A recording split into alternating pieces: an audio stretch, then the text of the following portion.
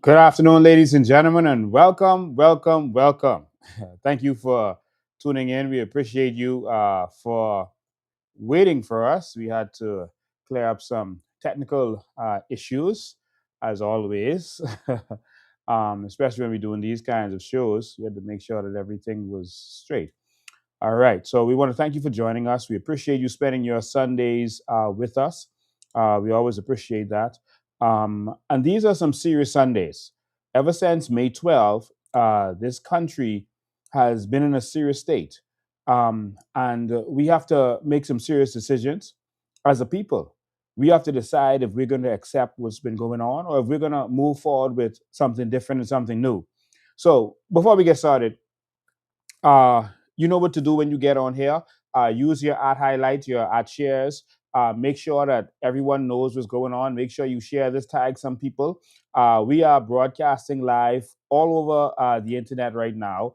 Um, uh, we are broadcasting on YouTube, on Facebook, on LinkedIn, on Instagram, on TikTok. And so we are everywhere. So last week, as you know, as we were broadcasting, uh, they decided to take us down off of YouTube. And so a lot of you and most of you are watching on YouTube. So if that happens, just come and join us on Facebook. All right. And so we know it's better because you watch it on TV. You get to see it on the big screen. You get to see it better.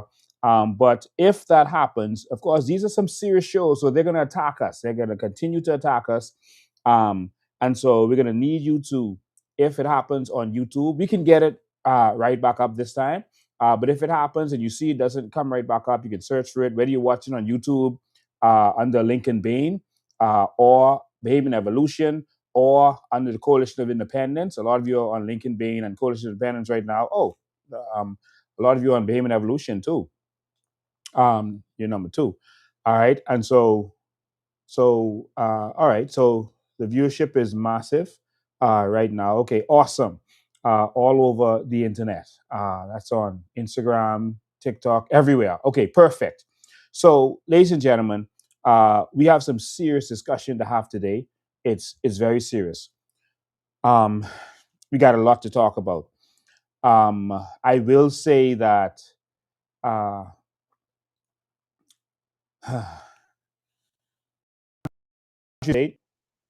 and we got to fix this. We got to fix this. It's not acceptable what we've been going through. And today we're going to go even deeper. We are going to reveal a conversation that we had with politician number one. He actually came to me. I didn't come to him. He came to me and he spoke to me. And I'm going to reveal exactly what that conversation was like. And he did make a confession that he is politician number one. And so we're going to reveal that for you today. It's very important that we do so because our country is under scrutiny right now. We're under scrutiny, not just locally, but we're under scrutiny uh, by the world. And that's a serious problem when stuff like that starts to happen. When your country is under scrutiny by the world, do you have any idea what that means? That's a serious situation. And so right now, countries are watching us, and the US is watching us, and we have a situation that has been confirmed that this matter is under investigations. That means that politicians are under investigation. Do you know what that means? Our politicians, I don't know if you heard what the ambassador said. The ambassador said in response to the very unprofessional statement by the Speaker of the House. That's I like her, to a certain extent. She's doing her thing, but we have to be real. Her statements were very unprofessional and should not have been had. And politician number one told me why she was making those statements. We were downstairs while stuff was going on upstairs. I'm going to reveal all of that to you all today. That she was under instructions.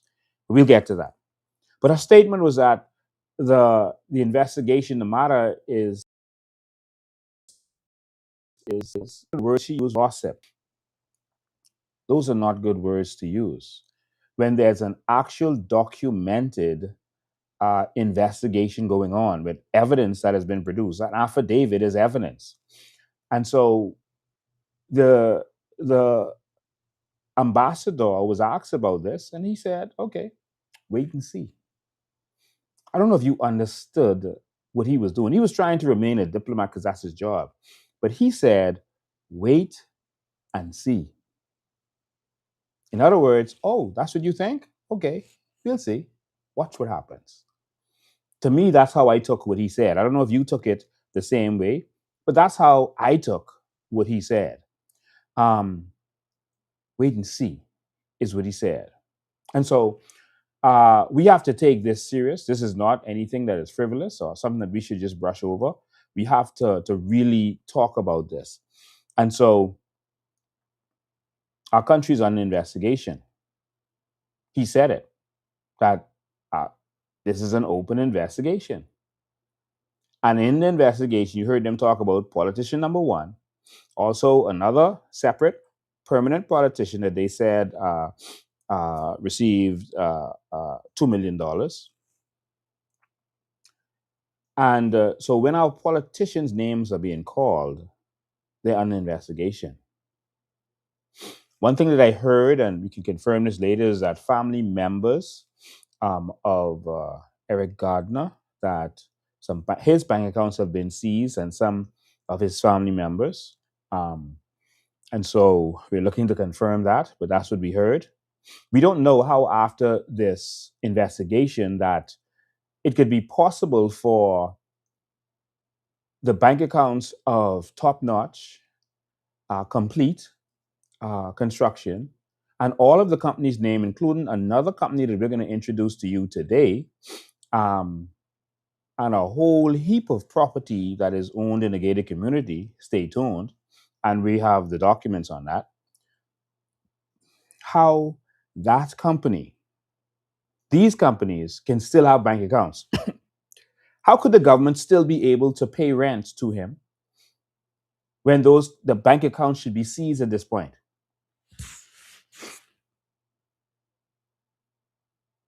I think that's a blight on our country if banks are still taking monies or still allowing the accounts of any of these companies to still be open. I think an announcement should be made.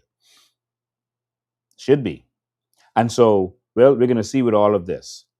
Um, Before I get started, there was a political troll who made a statement to Maria Daxon. And it actually sounds like a veiled threat, the statement that he made. Let me uh, let me be clear to that person who made that comment, threat, whatever you want to call it, or however you want to see it. Let me be clear to you. Um, we don't need your opinion. And if Maria is out there speaking up on a public matter, she has a right to do so. And if you come near Maria or touch Maria in any way, or anyone does, they could have some serious problems, is all I'm going to say. Now, who I think this person is, we'll reveal that in a second before we get started, because we got plenty to talk about today. We even got to talk about the F&M a little bit in a second, because we're seeing some F&M connections with some of this. And we're wondering why they are halfway going into this and just doing photo ops and asking questions. We'll get to that in a second. Now, so hey, good afternoon. All right, I'm going to play this for you. I'm going to play this for all of you, because we just want these fellas to know that we defend and we protect our own. We ain't like their mother said. We defend and we protect our own. Lynx Jones was murdered, and based on some circumstances that happened right before that, we believe that it was possibly Eric Gardiner who was involved in that. And so we're not, our necks, our mouth is on their necks like a ravishing pit bull, and we're not going to let go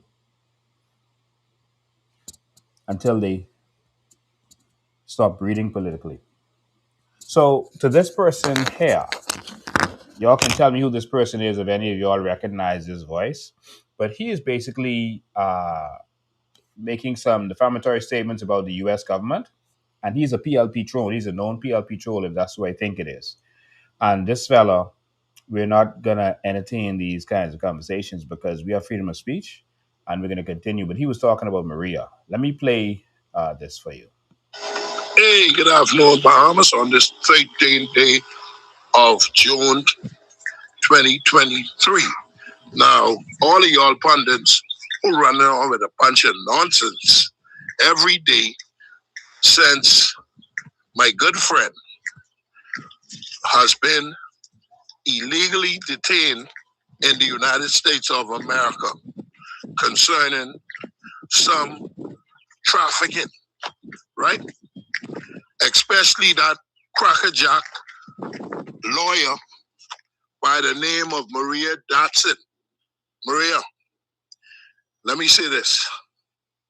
When you see Mr. Gardner in the next few weeks in the Bahamas, I want persons like yourself to bite your tongue, and I hope you bite it off because you're all spreading allegation every day in these chat. But politician one, America has nothing on this man. America is trying to build a case while they falsely detain Mr. Eric Gardner, a businessman. Everyone has a past. I guess you don't have one. One time ago, it's alleged that you used to sleep in your car. And so he then went on to say some disparaging things about Maria, but that's not the important part of this. So I'm not even going to play that nonsense. But anyone who is out there watching, is that Blackus? It sounds like Blackus to me. Is that Blackus? Or is that Charlie? Who is that? Someone please confirm to me whose voice that is. I want to make sure that is who I assume it is. Um, Sounds like Blackus or Charlie. Y'all let me know, please, before I um, say what I have to say. Y'all let me know. Who do y'all think that is? All right. Um, Someone says yes. Yes, that's Blackus. Okay. Um, Blackus. Okay. Oh, good. That's Blackus. Okay. So Blackus, if that is you, let me make a statement to you. Um, we know that you are a former criminal. You're an alleged former drug dealer. You were the you were the coward who caused Nurse Lund to be killed. Um, persons, a fella from a alleged drug dealer from Abaco, um, had come to the hospital to take you out because they had shot you and you were in the private ward of the hospital, and two persons had come. I have the court files now, but I don't want to go through that because I don't want to distract from what we really could talk about today because it's really important. Um, they came into the hospital and they came to finish you, and they shot at you, or they shot you, and Nurse Lunn ended up in front of you. I won't say if you pulled her in front of you or what really happened or how it happened, but then Nurse Lunn ended up in front of you. I don't know if she was protecting you or you pulled her or whatever happened, but that good, decent woman died. It seems like the PLP keeps using these criminals or former criminals, drug dealers, these kinds of people to be their mouthpieces. I guess people are supposed to be afraid of them. Um, But I'm going to say this. This man who's been a drug dealer is your good friend. I can see why you'll defend him and call me a good friend. I hope America is listening. I know they are. They watch this. Um, you're saying that America illegally detained him illegally, and you're making these accusations against America. I hope you know what you're saying. And if I don't believe that PLP trolls say anything without the permission of their party, and I believe that you are speaking on their behalf because they send their trolls out to make certain statements to influence public opinion. Maria is a Bahamian who is a member of a political party, a third force in this country, and we have a right to investigate, and that's what we are doing. We have a right and a duty to investigate public affairs in this country, not no one's private business, like y'all like to run on with people's private business. We are concerned about public affairs. Maria has a right and a duty to do so. We have a right and a duty to investigate public affairs when our public money is being spent, and we're going to continue to hold their foot to the fire. All right, says I think someone is saying that Eric Gardiner is his cousin. I don't know, but some of Eric Gardiner's family members are going to be called today, including a police officer. All right, this one gonna be serious today, so you all just get your popcorn.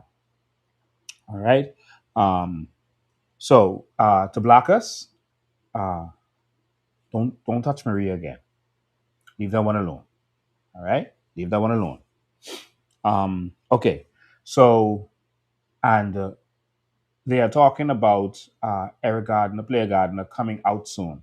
I'm going to get to all that because we're going to update you on exactly where Player Gardner is. We know we've been investigating. We know exactly where he is. We're going to reveal that and what is next with him. So all this is coming up in a minute. So just be patient. I'll get there in a second. All right. To those of you out there who are watching this and who support this movement, who believe in what we're doing, we're asking you to help fund the movement. Every political party raises money, including the PLP and FNM, Republicans, Democrats, and we're asking you to fund the movement. We don't want you to just tell us to keep going. We want you to help us to keep going. We want you to be a part of this movement, to help us to continue to stand up, to do the things that we're doing, and to exist. And we will only exist if you help us to exist. As simple as that. And so you have some options. This is one of the options on the screen right now. And so you can click on that link that you see in your chat, or you can scan this from a different device, of course, and you can support the movement, or just go to our website and you can support the movement. You can also go to this link if you're outside of the country or inside the country, and you can support the movement. So any one of these two you can use to donate to our movement, or just go to our website, go to the menu and click on donate, or just scroll down to the bottom, click on donate, and you can donate based on one of those uh, methods that you see there. All right. So please support the movement. Allow us to keep going. We can only do that if you help us keep going. Or you can go to our national headquarters and you can do it in person. All right. Um, all right. So, ladies and gentlemen, um, I put the sorry, this way. I put the chat on there because sometimes I'm gonna have to take it out, but sometimes on when you're watching on Facebook, etc., the chat isn't working properly, etc. So we're putting it up there so the person's also on YouTube, because a lot of the chat takes place on my Facebook page. So those persons on YouTube, their chats will also come up right here. And so everyone who is chatting, YouTube, Facebook, on every page, is going to come up here so you can see what everyone is saying. All right. So it's going so fast, I won't be able to read the chats, but you all can participate. And I know trolls are going to be there. The PLP, the FNM, going to send trolls out there to just try to distract everybody. But of course, you all know how to deal with them, and we leave that there. We can't block all of them because there's really tens of thousands of people watching right now as we speak. All right. So let's go. This one is going to be serious. First of all, as we get and for understanding, for some people who don't understand exactly what this is happening and what's going on every week, let me make this clear to you. some people say, okay, get straight to the point. You're taking too long, et cetera, et cetera. I understand that. That's cute that some people say that. This is a 2 hour show. This is this is not a little TikTok video. This is a 2 hour show that we do every week to bring the Bahamian people up to date, to let the Bahamian people have a voice to speak, and so that we can be informed as a people. We can educate the public on what's going on. We've been doing this for years. This is a 2 hour show. And most of the time we go over 2 hours because we don't want to cut people short. We let people call in as much as we can. And so um, uh, when you listen to a radio show on Guardian Radio, it's a 2 hour show. You don't tell them get straight to the point. This isn't that kind of show. If you need that kind of 3 minute thing, then this is not the place for you. This is the place where intelligent Bahamians come to find out exactly what's going on and to be a part of it. All right. If you have ADHD and you need to hear something quick, this is not the place. But we are going to make sure we keep the government's foot to the fire by educating the Bahamian people. It's a 2 hour show. And so that's what this is. So after about an hour, we open the lines and let people speak. And so that's what this is. So people who don't understand, I heard people saying that there's comments sometimes saying, oh, get to the point. You're taking too long. No, no, no. It's a 2 hour show. All right. So hang in. So first, we're going to talk about,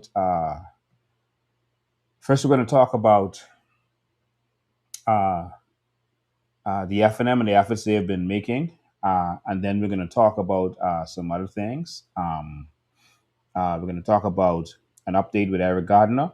Then we're going to talk about, so just so you know how we're moving today, we found him. We're going to let you know his inmate number and everything.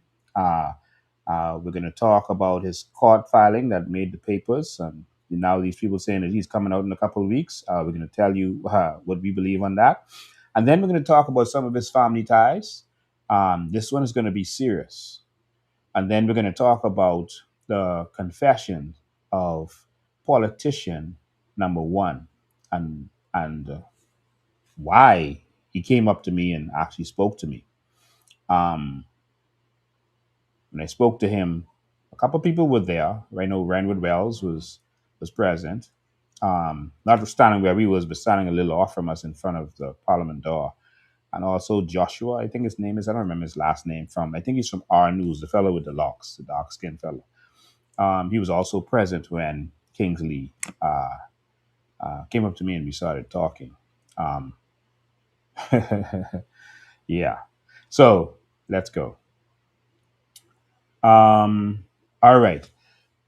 Ladies and gentlemen, the country is running out of meds. I'm sure you saw a couple of of press statements come out about the country running out of meds. Come on, man. I know this would be voted for by either voting for it or by not voting, which means you vote for it. Because if you don't vote, you vote for whatever happens. You're saying that whatever has been going on, you want it to continue. And since we've been running out of medicine before and you decided not to vote, you voted to continue to run out of medicine. And so that's where we are. They run out of medicine. That's not a new story. It's going to continue. Electricity, they're saying you're going to have rolling blackouts. It's going to continue. Uh, Prepare for it because you voted for it by not voting or by voting directly for it. And so you're going to have more blackouts because that's what we were having. And so you voted for more of it. Um, and so I just want to get those things out of the way. Now, let's get to what's been going on with the Free National Movement. I saw some posts on Facebook recently, and I'm seeing desperate for leadership. So much so that I heard some people saying that Andre Rollins would be better for leader, and these F&Ms are saying this, better for leader than Michael Pintard. You should give him a try because he's rowing in the House of Assembly. That's the qualification. He's a good rower. He's rowing them. He's talking back to them.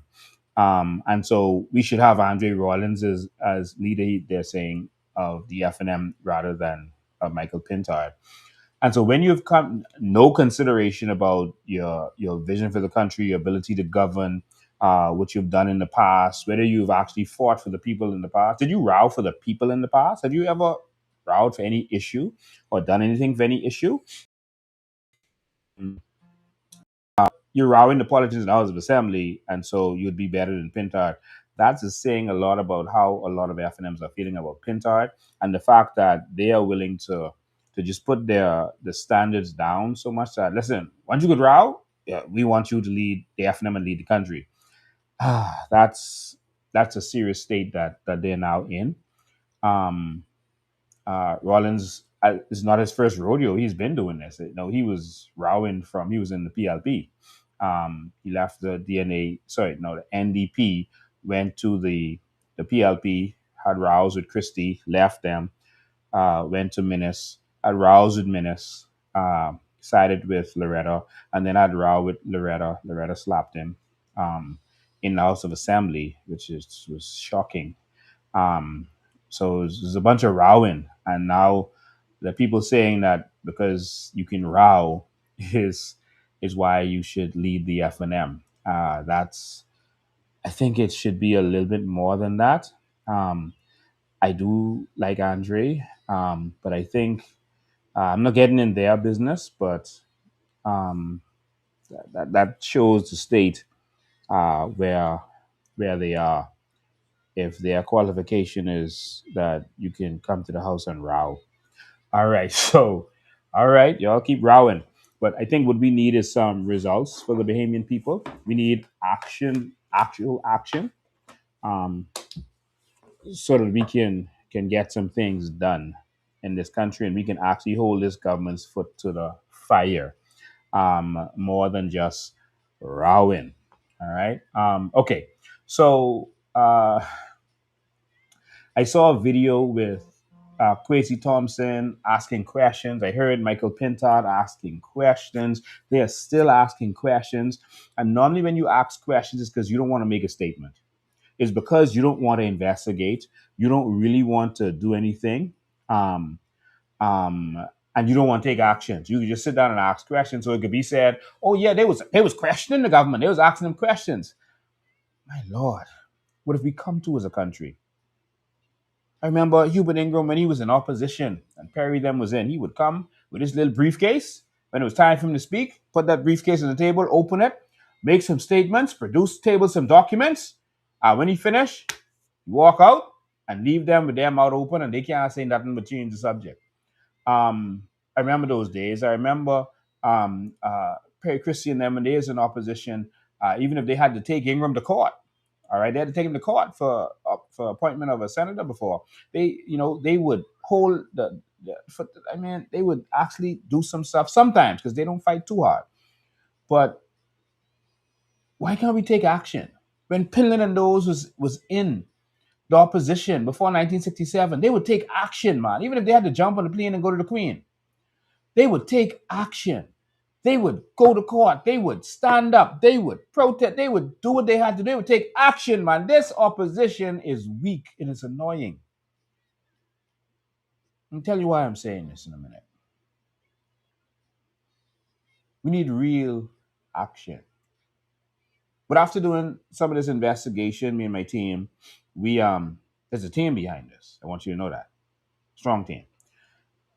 We saw that there's some F&Ms who have to answer some questions. So since questions getting answered, I want you all to tag Carl Bethel and Michael Folks and tell them that later in this show, we got some questions for them because we got some documentation with their names and their law firm on it that could be linked to Eric Gardiner.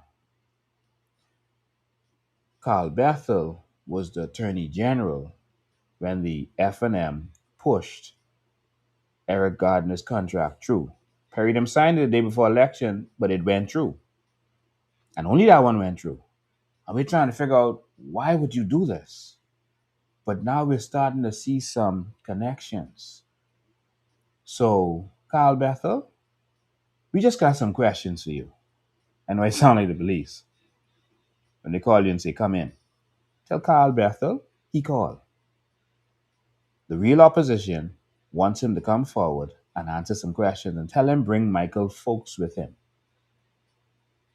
Because while Pinta and them asking questions, we got some questions for y'all. It's just questions. No, it's statements. But it's for y'all. Carl Battle, you call. We'll get back to that. But we need some real action in this dispensation. I see the F&M up in arms because they were not allowed to table their whatever that thing is they were trying to table. I think they were trying to table the affidavit. And this is why this government didn't want me in the House of Assembly, because they know that I know the law. And that would have been tabled. We got a bill tabled, Payment Evolution. We were in downstairs in Russell Square across the road. And we got a bill table in the House of Assembly while the whole F&M party was in there fighting for it not to be tabled. We got a bill tabled. They were forced to table it. And we was outside. I don't know if any of y'all remember that. Go Google it on or search it on YouTube. A bill for payments to benefit from the Aragonite. And the F&M fought it, and we still got a table from outside the house. You tell me the F&M couldn't get something as critical as this table in, and they inside the house? This is why they don't want us in the house, because they know we know what to do. Even if he didn't know what to do in terms of getting this bill tabled, which if I was there, that bill would have been tabled. Not the bill, the affidavit would have been tabled. All he had to do is say, okay, then draft a bill that would affect this, and draft a bill, and they have persons to second it, and you present this thing as a bill, not just as an affidavit trying to be tabled during the budget debate. You draft a bill that deals with these situations, and then you table it with that bill. Do you see, Michael Pintar? You table it as a part of the bill. In fact, you could put it in the bill. Because once a member of parliament tables a bill, it's a bill now, not just what they were telling you and is unsubstantiated. It's a bill now. And the bill would affect, for example, how you how you accept, how you check the backgrounds of certain people that participate with government. For example, you just make sure it's not a money bill, all right? But it could be a bill about persons charged in the United States of America and convicted in the United States of America, and how you deal with them in the United States, sorry, in the Bahamas once they come back. You figure out a bill and you draft it with the bill. Do you see? The Hawksbill Creek Agreement was a contract, but they put it in the Hawksbill Creek Agreement Act. They put it in an act. The whole agreement is in an act, and that's tabled in the House of Assembly. And so there's so many things if our opposition knew constitutional law that they could have done. And they have lawyers, crazy, but I don't really see crazy practicing no real law. So I don't think he knows the law. I don't know about Michaela. She apparently doesn't know the constitutional law to deal with this kind of stuff. I mean, Mr. White is there. He deals with white collar law. They don't have the necessary experience. If I were in the House of Assembly that day, they would have seen. But of course, neither the PLP nor the F&M wants that because they don't really want any real action to take place. So, Michael, you still have a chance. I'm helping you again. Because every time we have a class, they say I'm attacking you. But I'm doing this for a serious reason. Because I want you to do your job. Because we're paying you. We're paying you to do a job, Michael Pintard. I shouldn't have to be doing this. The COI is not getting paid for this. I get no money for doing what we are doing right now. This doesn't benefit me in any way other than it affects the country I'm living in and my children have to live and grow up in that I'm going to leave them in. I'm not getting paid for this. And so going to the police and giving a police officer some papers in the parking lot is not what you do. The leader of a opposition, you have standing to have audience with the commissioner of police. She cannot refuse to see you. You have standing to summons her or request an audience with her, because you can summons her with, as relates to PAC. Request an audience with her and say, Madam Commissioner, here is what we have found. And this is what we want investigated. This is our official complaint or our official notice to you. We're handing this over to you. You don't meet with one police officer in the parking lot. I know I was a staff officer, all right, good fella. That's not what you do. And then you take pictures. That's not how this is done. You put it in writing, you hand deliver it to her, you let her sign a copy, and that has some significance. Everything the F&M is asking questions about, they can file judicial reviews, and it is free. It is free, Bahamas, for them to file judicial reviews, and they have lawyers who will act for them for free to sign judicial reviews to hold the government's foot to the fire. If the government gives out any contract that they did not do properly, the F&M can file a judicial review and say this wasn't supposed to be given out, and it can be rescinded. They have that power, but they're not using it. Think of why, Bahamas. They're the PAC. They can take action on any money matter. And anything that's not a money matter, they can table a bill on it. They're not using their powers. I know Michael is a writer, a poet. He's out of his league when it comes to this stuff.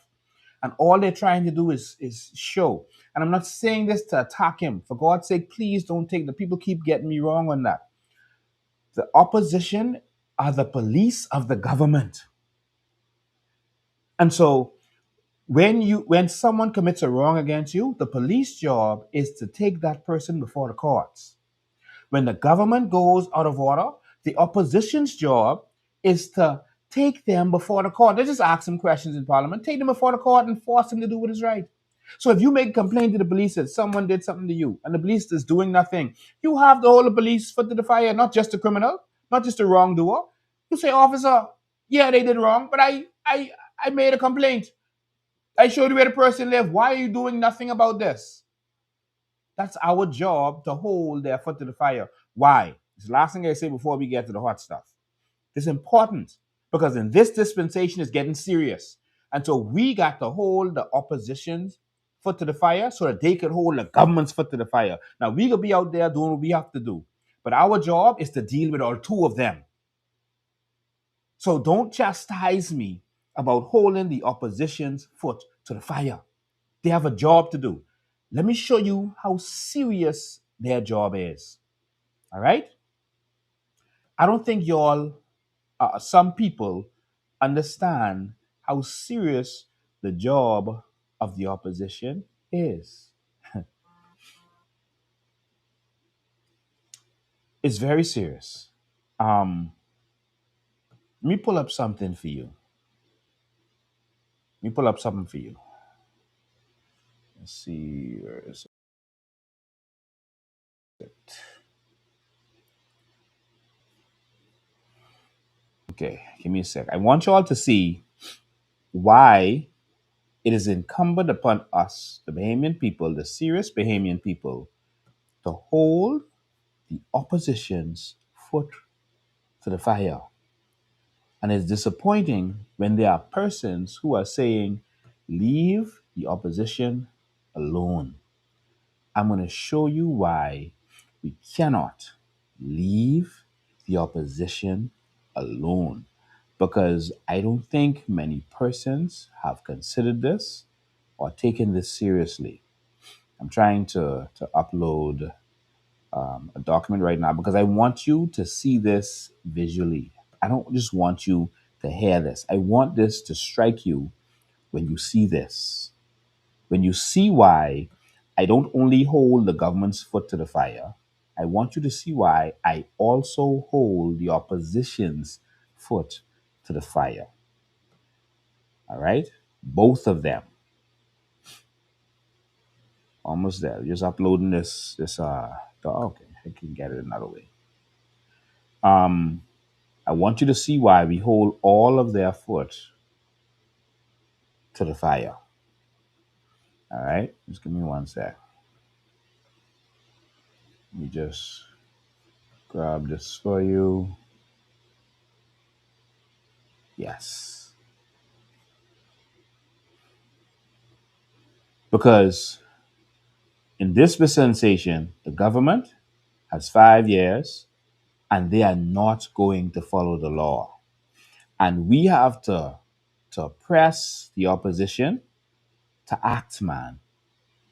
We have to press them and let them know that we don't have time for the little gimmicks, the little show and tell, and the little press statements, etc. That they like to do. We have to show them that we are serious about our country and that someone gotta hold the government accountable, and that is a part of our democracy, and it is a very important part of our democracy. So I'm going to pull this up for you right now. I want you to see this. Um, so there are people who would call us and say, Lincoln, we need you all to do this. We need you all to do this. We need you all to come here. We need you to come in this island. We need to travel here. Deal with this. These people doing this. And every day that God sends, we are getting requests from all over this country, not the money to help us with the flights to get to them or to keep going or to do this or to have an office, etc. We're getting requests from people saying, come help us, come do this, our job doing this. They're doing this over here, the government doing this. Oh, you all need to deal with this and deal with that. But these are people who don't realize that we are doing this from the goodness of our heart, and because we genuinely love this country. We love this country.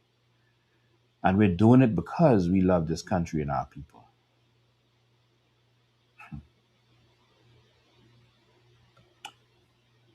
Ladies and gentlemen, do you know how much the F&M government is paid every single term? Sorry, not the F&M government, the opposition. Well, this opposition right now with its 8 members and its 4 senators, the opposition this term is going to be paid over $10 million. I'll bet you never thought of that. Over $10 million is going to the opposition and their 4 senators this term. So while they're asking you, oh, well, the government is spending millions of that, we ain't seen nothing. The government doing this and that, we don't see where the money going. The government is traveling. The government is gonna spend this amount of millions on travel. Well, this is the pay and benefits of the 8 opposition members and the Senate and their 4 senators. Let me break this down for you.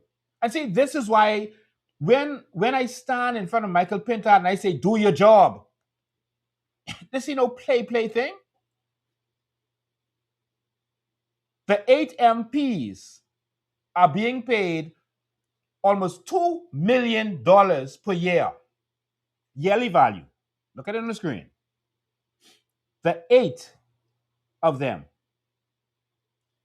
$1.9 million. Let me take this thing off the screen so y'all can see this properly. See that? Look at them numbers. And this is why I'm telling you, people need to earn their pay. This isn't a charity thing for them. They are not activists.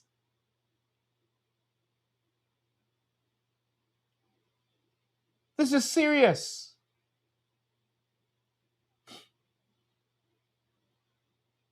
So while they playing games and playing show and tell and doing photo ops, we paying them same 8 people, $2 million a year.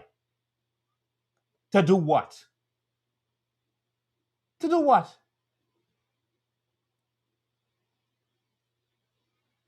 Let me fix this 1 minute because I'm going to take your comments off the screen in a sec so that uh, you can sorry. I want you to actually see this. Is it still sharing?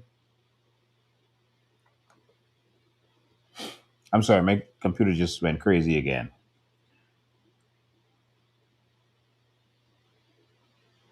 Okay, it's coming together. Hold on. Okay, everything went out. Okay. All right, I'm going to share that for you again. I had to take this off this because I want you all to see this. This is no game. And we get taken for granted and we get taken advantage of because we don't understand that it's both the opposition and the government, the executive that are the government. And all of them getting paid. The 8 MPs, when you total their salaries and you total the 150,000 that goes straight to their bank account, that has to be used for it's supposed to be used for the constituency. But if they use it or don't use it, who's accounting for that? That includes the 42,000 now that's for the office. That's still to benefit them and what they're doing. That includes the leader of the opposition salary. That includes his office, and that includes what his aides. All right, $2 million we are giving to these people. The senators are getting 53 million because their pay is less. The senators are getting 53 million. Sorry, 53,000 a year. Sorry about that. The four F&M senators. All right. So the yearly value, when you add the two of them together, is over $2 million, and over a 5-year term, that's over $10 million. Okay. And so I want you to see this is not a game. We're not playing with them. We're not saying, oh, they're out of government. They're not. We are paying them. The leader of the opposition's yearly total is $400,000. Over 5 years is $2 million. That includes his office allowance. But that's for him to operate.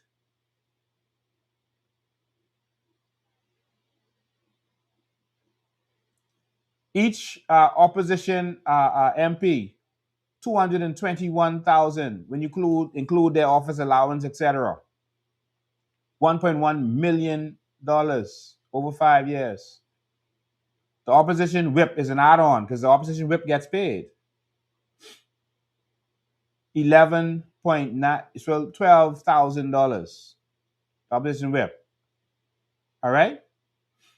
This total includes the 8 MPs, payroll, related costs, constituency office allowance, etc. And so everything is included in that. Each opposition senator, that's their pay, and it also includes whatever all of these benefits you see here. All right. So when you hear me holding their foot to the fire, let me tell you something. This is not a game. We are paying the F&M to do their job. So they said, "Oh, that's nice. What's his name? Andre Rollins is in there rowing. He rowing them back. We paying him and giving him money so he could function in his role. We are paying him as an MP, and then paying for his office so he could operate as an MP, and paying him so he could do some stuff in the community." So understand why I do what I do. All right. And I know we've been long today, but I'm not playing with the government and I'm not playing with the opposition. They are paid. $10 million this term will go to the opposition. 10 million. So when you hear them crying but traveling and what the government doing,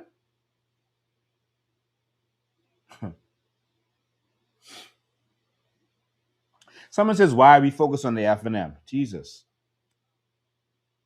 Maybe that person just tuned in. The government has a job to do. The F&M opposition has a job to do. They are part of the government. Their job is to hold the government's foot to the fire. And if they are weak on that, we have to make sure that they are strong and that they are doing what they're supposed to do. Otherwise, we can suffer. It's simple as that. If they don't do their job, we can suffer. Now we could do our job as a third party, but the F&M needs to actually take action, not ask questions in the House of Assembly, not row in the House of Assembly. Take action. Oh, you didn't follow the procurement laws. Judicial review. Anything the government said, sorry, the opposition says the government need to do, they need to tell us what they're going to do in the meantime. We need to hear a judicial review, or we need to hear the PAC is going to summons them. You understand? Because they have a job to do. I know they didn't teach us civics properly in school, so we don't understand that both of them have a job to do. But in order for us to survive this next 5 years, everyone has to do their job. And if one is failing, the other one has to hold their foot to the fire. It is our job as a third party to hold the government and the opposition's foot to the fire. And the people, you have to help us hold the opposition's foot to the fire. You got time for no photo ops and the others. I hope you understand. So now let's get to the meat of this. All right. Okay, this could be extended one today. But I had to get those things out of the way because people aren't understanding. And I need you to understand we can't be playing games with the government or the opposition. $10 million, over $10 million y'all getting this term, and y'all around here asking question. Y'all better go do some judicial review and stop these people and stop crying and saying they ain't listening. Anyway, let's get to what we came here for. All right. We came here to talk about to get to Kingsley Smith, who is politician number one. I'll get to that in a second. I was supposed to do a little mysterious reveal, but I have to keep moving quickly. We'll get to Kingsley Smith in a minute. Yes, Kingsley Smith is a politician number one. I'll tell you what he confessed to me. All right, I will tell you what he confessed to me. Kingsley, don't make me prove it, because you know I don't say nothing I can't prove. All right, so let's go on. Gardiner update. We found Eric Gardiner. We know exactly where he is. I spent the last couple of days trying to figure out if we should reveal exactly where he is, because the government might be trying to look for him to talk to him, or other people might be trying to look for him. We didn't know if America wanted to keep his location secret for whatever reason, so we didn't know if we should reveal his exact uh, location. Um, uh, so we had to like ponder over that for a minute, but he has a lawyer now, and the government can always call his lawyer. So we were like, okay, we might as well just reveal it, because his lawyer has right to have access to him. Although where he is, they can only do video call because of where he is. So I think we're gonna reveal where he is, and if someone who has any say over this doesn't want me to, just text me before I reveal it, because I'm about to reveal exactly where he is. Um, so right now, he is in Grady County Jail in Chickasha. I think that's how you pronounce it, Chickasha, Oklahoma. All right. Based on our search, he's in Grady County Jail in Chickasha, Oklahoma, and he is inmate number 1872. So what y'all could do is box that number, play that number straight, and box it. That's 1872. That's his number. That's his prison number, 1872, and he is in jail. And so that's a special prison. So here is where it is: Grady County, uh, Grady County Jail. Um, Hope we're not interfering with anything by revealing this, but we don't know why the government can't do this stuff. And they're hiring the wrong consultants, probably. And as you can see here, Eric Gardiner, and he is number 1872. All right, that's his prison number. All right, so he is in Oklahoma. He's not in New York yet. He's being held in Oklahoma. And a new uh, case has been filed against him. We heard, and he's going to be transferred from there to Pennsylvania and then from there to New York. Okay, a new case has been filed against him, a whole new case, and that's a case for indictment that is the right. I won't go into that because I've been talking long. I can show it to you, but there's some people now saying that he is the government is out of time. They have to let him go, etc. Listen, in the Bahamas, I can tell you what the police used to do. I don't know if they still do it, but I can tell you what the police used to do. When your 48 hours was up, they let you out on the porch, and then bring you back in. Hey, we just figure out something else. Come back and start it over. It's unethical. It's wrong, but that's what some persons would do, and they would get away with it. Um, I don't want you to think for 1 second that the government could have someone that is wanted, that they want, and they're going to let them go. The Southern District of New York is they are nicknamed the Sovereign District. The Sovereign because they don't play. And when they go after you, whether you are Al Capone or whoever you are, whether you're Martha Stewart or any of the hordes of persons they have arrested over the years, including politicians, including a mayor of New York, they lock up a mayor of New York. Once they get you, they have a strong case, and you go on. It's almost impossible to win a case against them. All right. And so when you see they have someone, they ain't letting them go. They can lock on them, and I don't see them just letting him go after holding him for all this time. There's a myriad of things that they can do. They might file an indictment tomorrow. But I think with this stretching over into a RICO case, they could possibly be investigating other things, including our politicians. You heard the ambassador say this is an open investigation. Our politicians' names have been called. So clearly they could be a part of this investigation. And so he said, wait and see. What he meant was watch and see. All right. And so the person, Juliana Murray, is the person dealing with this investigation. Let me tell you something. Juliana Murray don't lose. Google it. If Juliana Murray is on you, you done. That's like when the eye in the sky come, the bank robbers know the helicopter reach. Once the helicopter reach, it over. It over. You ain't getting away. And so Juliana Murray is a monster. And I don't mean that in a negative way. I mean, she's a monster, like our Superman is a monster. She is a prosecutor with superpowers. Rudy Giuliani is a joke to her. And so criminals fear her. She's the real Iron Lady. She's a lady of steel. I'm telling you what I know. So if you see Juliana Murray is on that case, which she is, she deals with organized crime and the mafia and a lot of other stuff. Once you see her on that, listen, ain't nothing happening. So those who celebrate and saying Eric Gardiner is going to be released, nigga, send him was they ain't got nothing on him. Um, I'm not saying it can't happen, but all I'm saying is that's highly unlikely.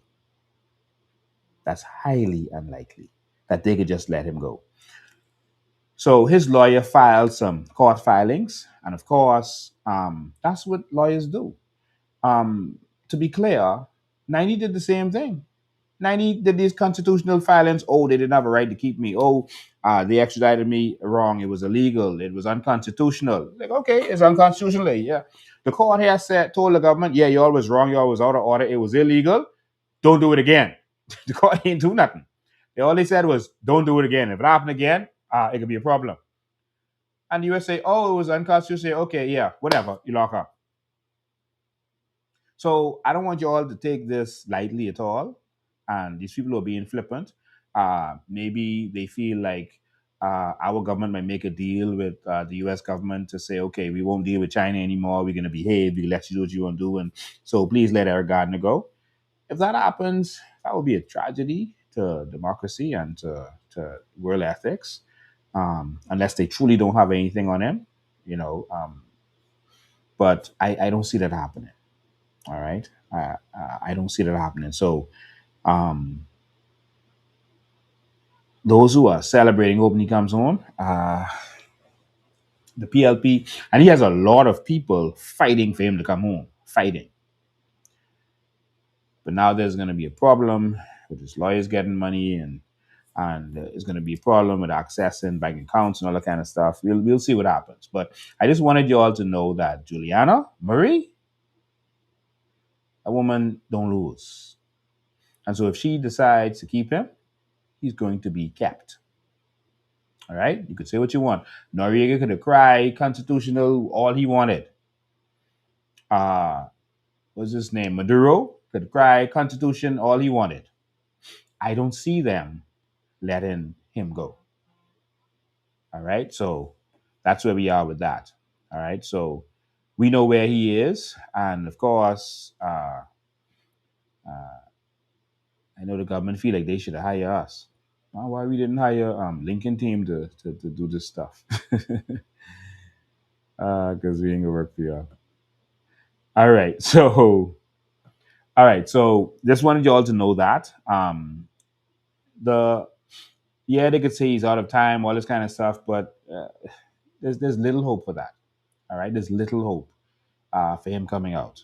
You're gonna see an indictment could come as early as this week. All right, or some other charges could come as early as this week. So just hold on, something is coming.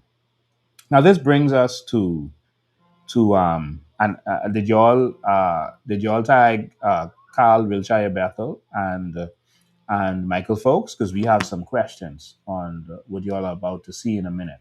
All right, we have some questions. Now there's a lot of family ties here, in which we understand. Everyone has family, and not because someone is related to someone means they have done wrong. If their family member did wrong, and that don't mean they're connected to the wrong their family is doing. But we just noticing some ties here. We know that Eric Gardiner is a person who refused to do business in his name. So what he would do is have other persons front for him, and anyone who knows about company and how they set up stuff and how people who want to hide stuff, how they do things. That's just how it's done. All right, it's not spoken, but and then the first excuse you make when something happens is that, oh no, he don't really own the company. No, his nephew own it, his niece own it, his auntie own it, or his Grammy own it. No, that's his mummy company. We know that's how they do it. All right, that's how the mafia did it, and that's why they brought out RICO laws, and that's why I believe that a bigger investigation is happening with RICO, and everyone attached to Eric Gardner is going to now come under scrutiny. Everyone. I can tell you that everything I'm showing you, the investigators over there, they are looking at the same thing. All right, they know this, and so what I'm showing you is stuff that they look at, and they are tying the knots. They got one big board up, and picture and the name of each person and a line coming down from each one. Eric Gardner, what the other fellow was, Healed, that we talked about last week. Oh, Healed says he owns Top Notch and he owns this and he owns that, but he's living in an apartment in Carmichael Road, a two-bedroom apartment. Oh, no. Oh, he had to get a little loan for this and that. No. Yes, he don't own these companies. He's fronting. And so they can see what's going on. So we can hide and play and whatever we want, but America is looking at this. All right. Now, family ties.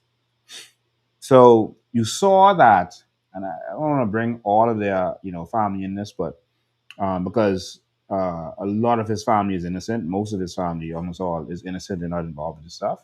But there seems to be some players that are coming out piece by piece as investigations continue. I'm getting access to certain things, and we're investigating certain things, and some family members have some questions to answer. So you will remember that. You'll remember that. Yes, you'll remember that when we looked at the documents for Top Notch and those other companies, we saw another Gardner on there, but it wasn't Eric Gardner. And so we saw Healed, who appears to us to be fronting for Eric Gardner. And we saw another Gardner on there. His name was Richard Gardner, but a lot of people don't know who Richard Gardner is. All right. And so Richard Gardner,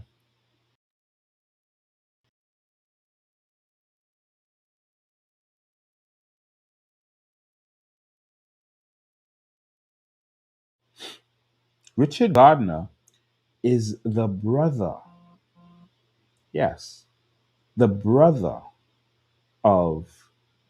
of Eric Gardner. And he was a superintendent or chief superintendent, right? He was a superintendent of police. And there are people who feel that it's just their feelings.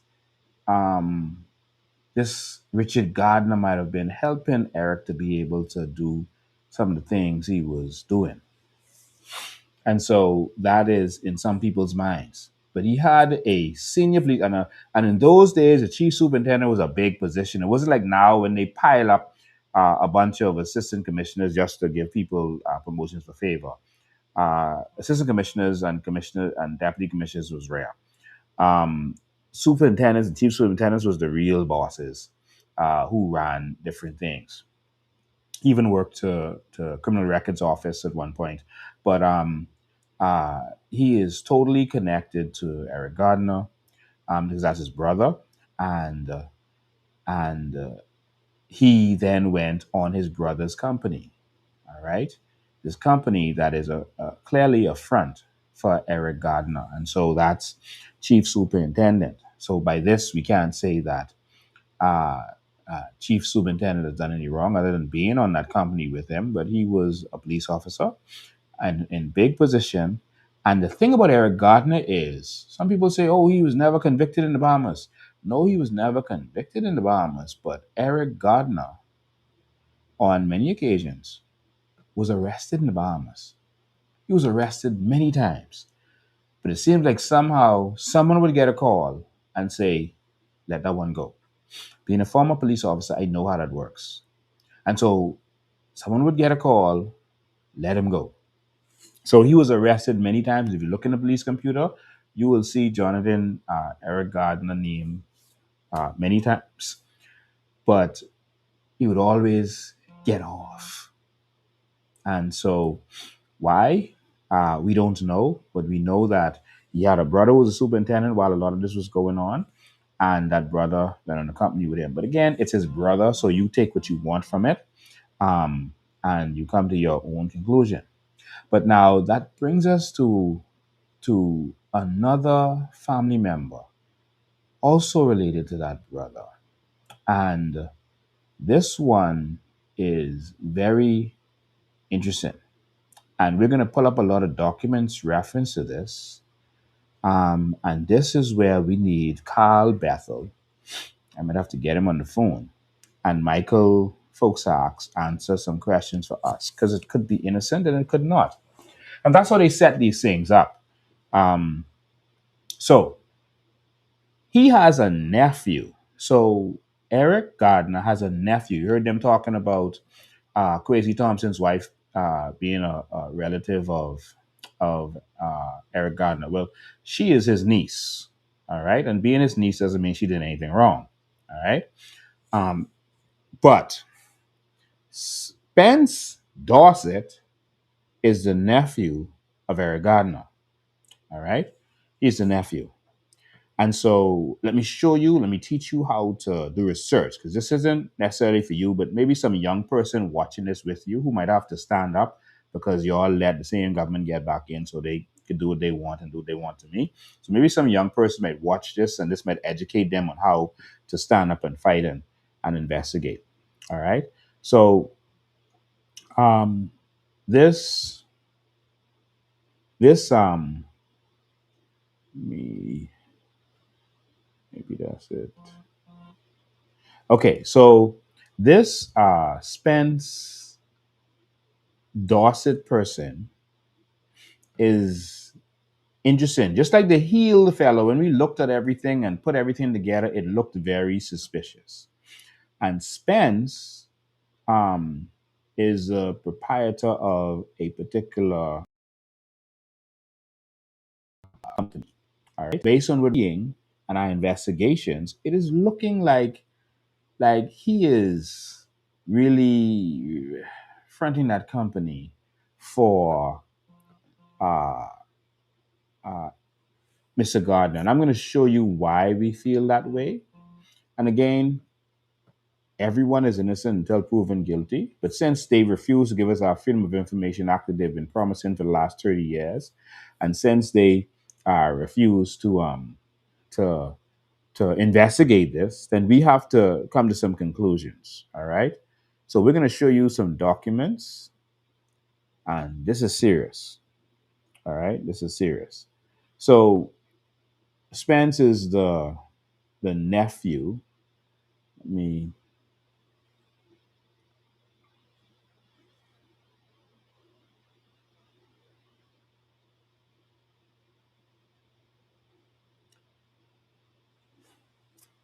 All right, I'm going to pull this up. Um, One way that you find persons and their relations is obituaries. I know they can stop using them now because we're on to them. But one way that you find these persons is obituaries. All right. Now I'm not. I'm gonna try to pull this up in a way that you can't see the face of the deceased because I don't want to traumatize family members. Um, but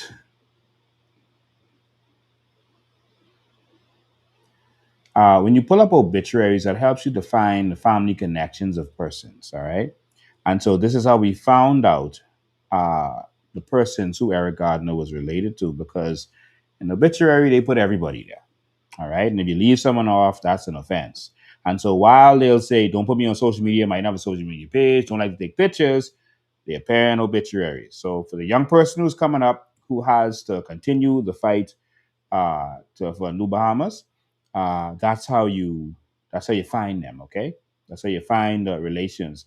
As an investigator, we'll always have tricks. Like for example, if you're at the airport, you're an investigator, and you're trying to see if two people are actually traveling together and pretending not to be together, like they may be money movers or drug movers or whatever, and you want to see if they're together. You make a big scene, like make a big noise or a big crash in the lounge where they're waiting.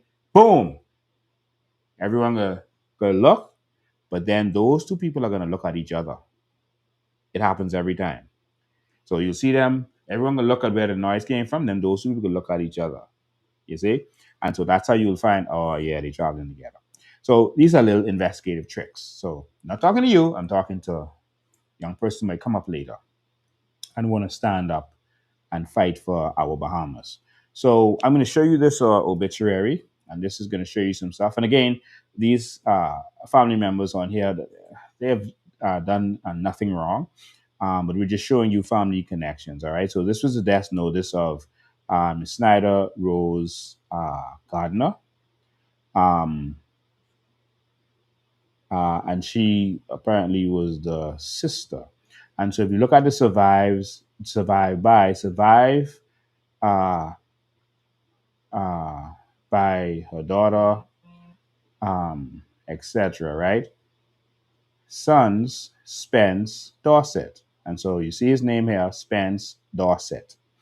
All right, and then you can see Richard Gardner, the officer that we named earlier, and you can also see. I'm not calling all these people names because they ain't doing nothing wrong.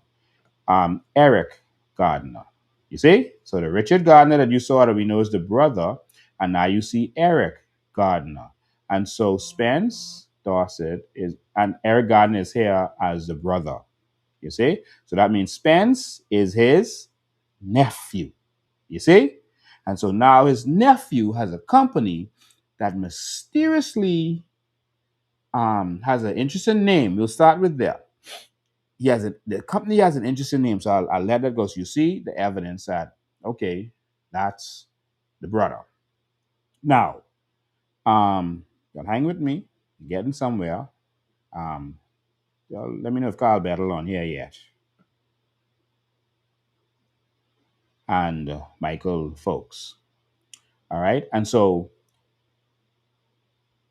that is how you can investigate and you can see that okay, this is Eric Gardner's nephew. And this is what the investigators are doing. They're looking to see everyone who's connected. Some of y'all make it easy by social media. You take some picture at some point or whatever, and they can see whatever.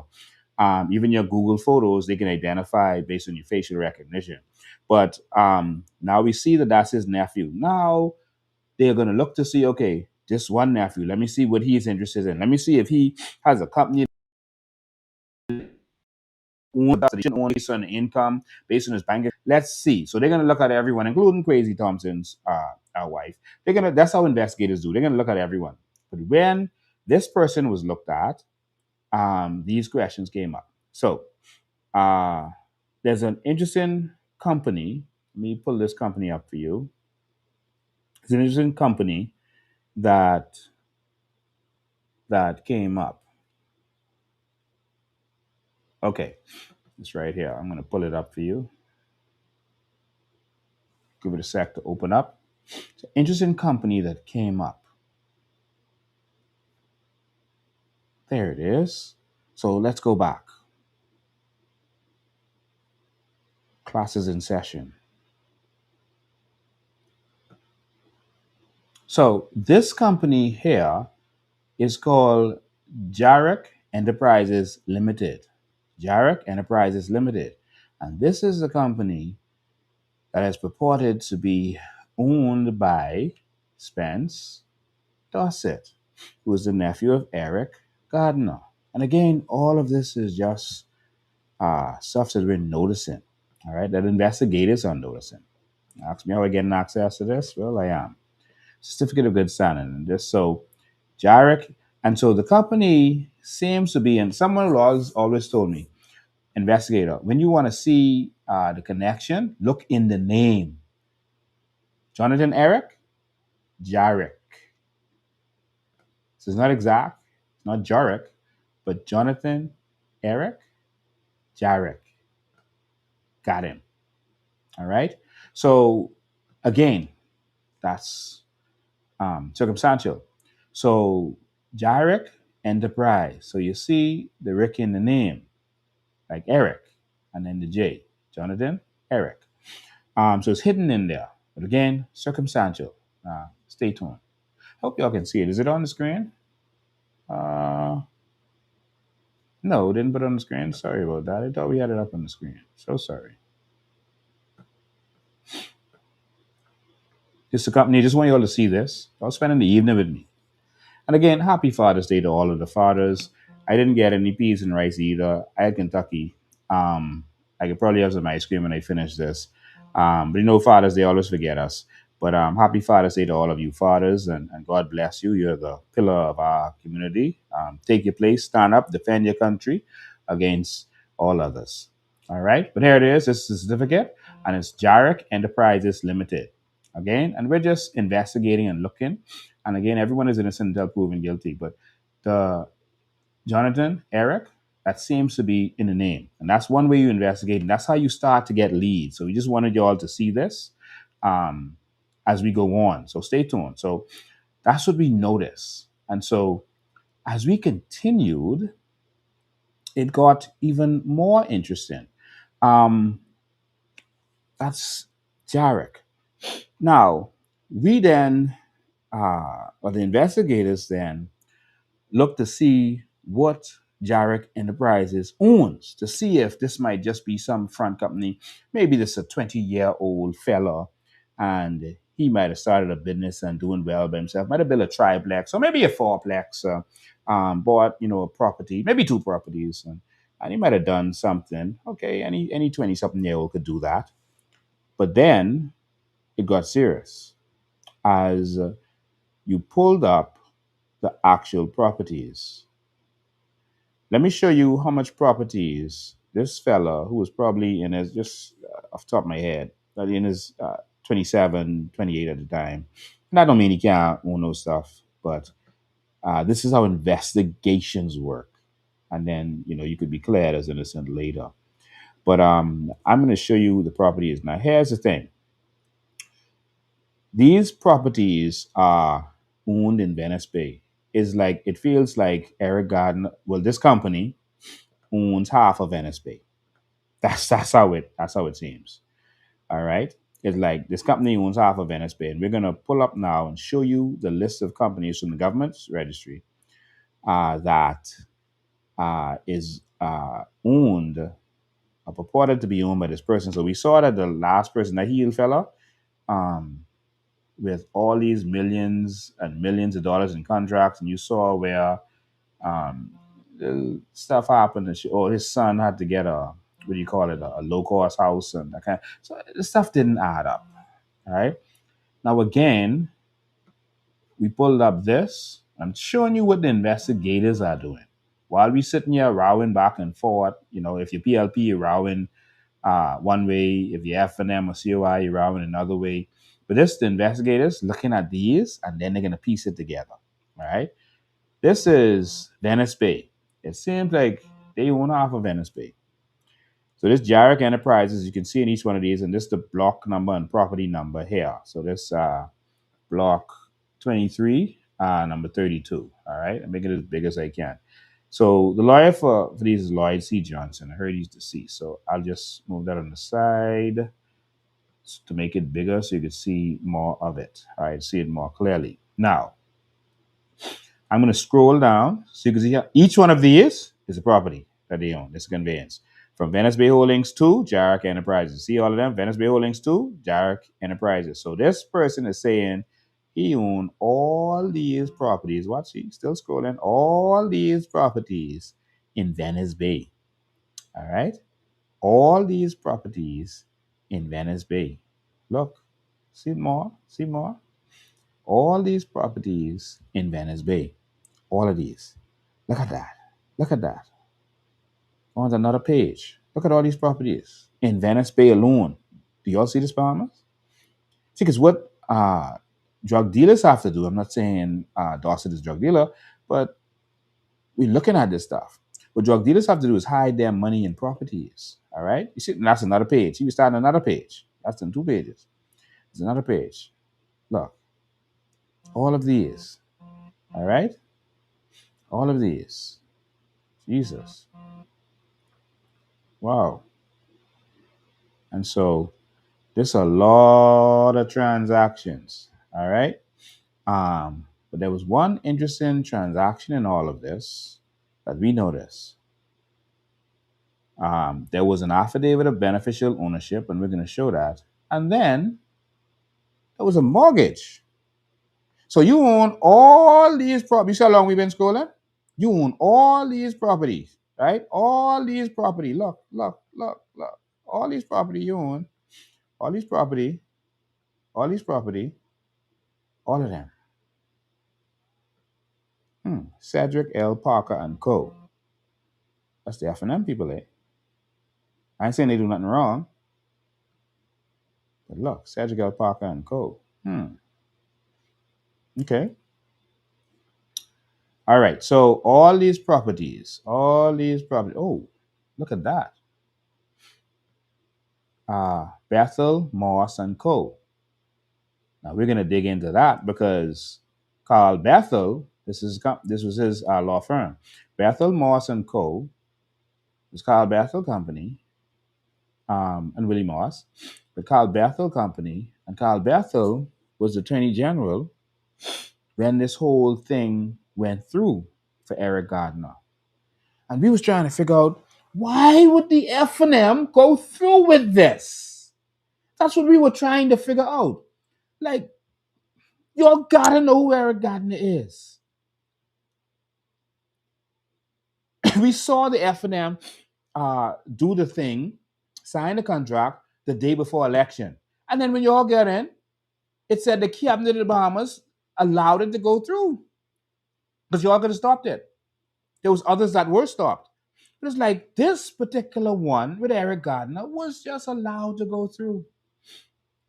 But now we see Bethel, Moss, and Co. And hold on to that. And you see, they did we call this affidavit of beneficial ownership. And that the affidavit by the Spence Burton Dorset to say that he's the beneficial owner. And then I can show you another conveyance that's going to bring everything to you. So let's stop sharing that and we can bring something. So y'all just hang on. This is how investigations work. All right? It's a tedious process, but let's keep going. Y'all hang in there. Y'all got Carl, right? Y'all tied Carl Battle? Because we just want to know. And so that's when it got serious. And so Carl did a affidavit. Let me pull up the David for y'all.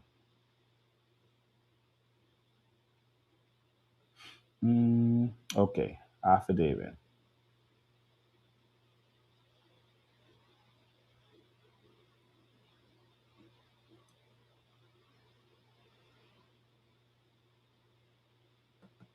All right, pulling it up now. So this is affidavit of Spence. Y'all hang in there.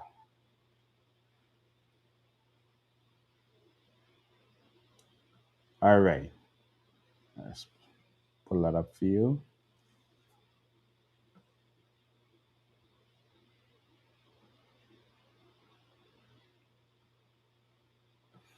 So I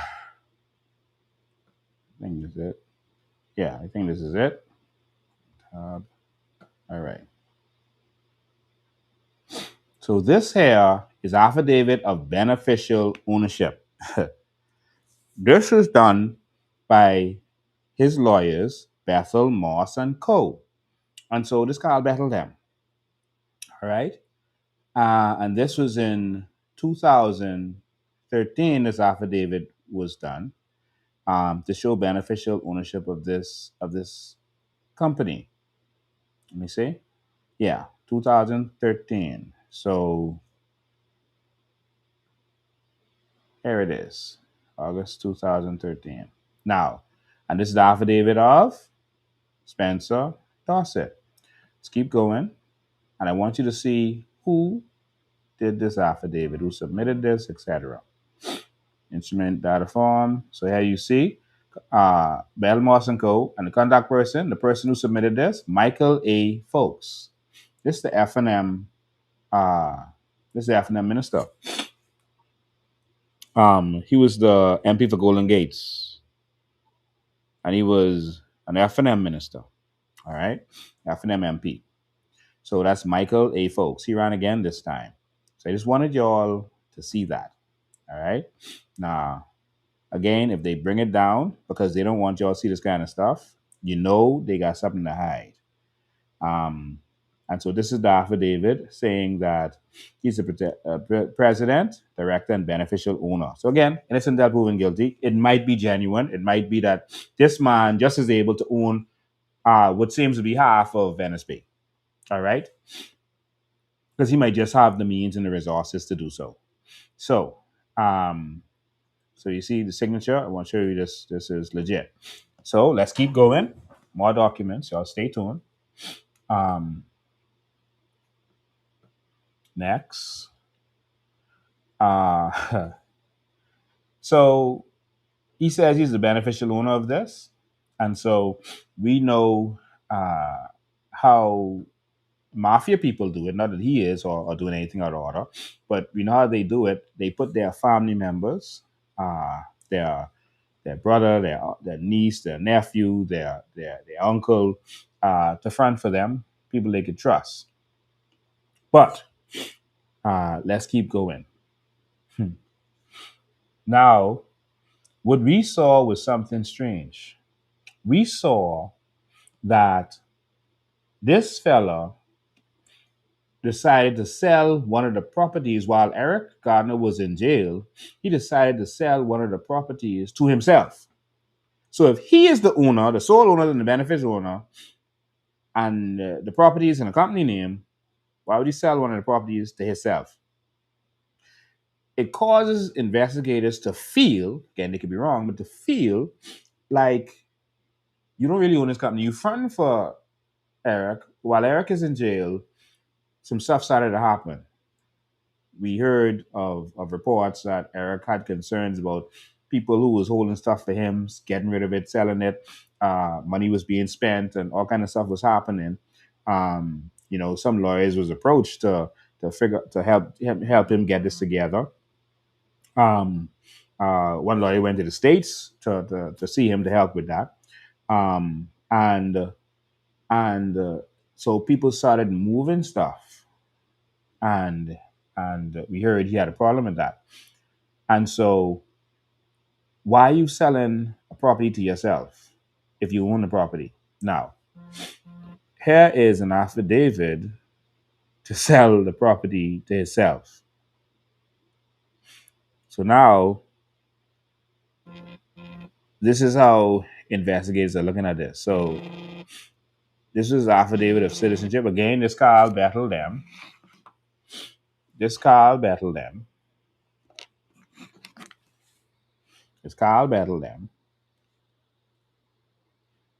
And here, here. Whoops, someone said YouTube is down. Hold on, hold on. YouTube is down. Let's fix that. He said YouTube is gone. All right, let's see what we can do.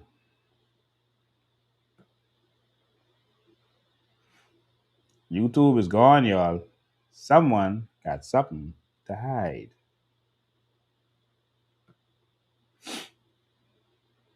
It's getting deep. Now it's showing me that YouTube is still up. So please confirm for me if YouTube is down, because if I look, I'll still be able to see it because I'm broadcasting. Um, so producer, um, please let us know how we could get YouTube back up if it's down, or bring it back up. Um, yeah, if it's down. Someone says YouTube is down. Let's see. Hold on one sec. Hold on. Hello. Okay, perfect. Is it really off? Did you check? Okay. Okay.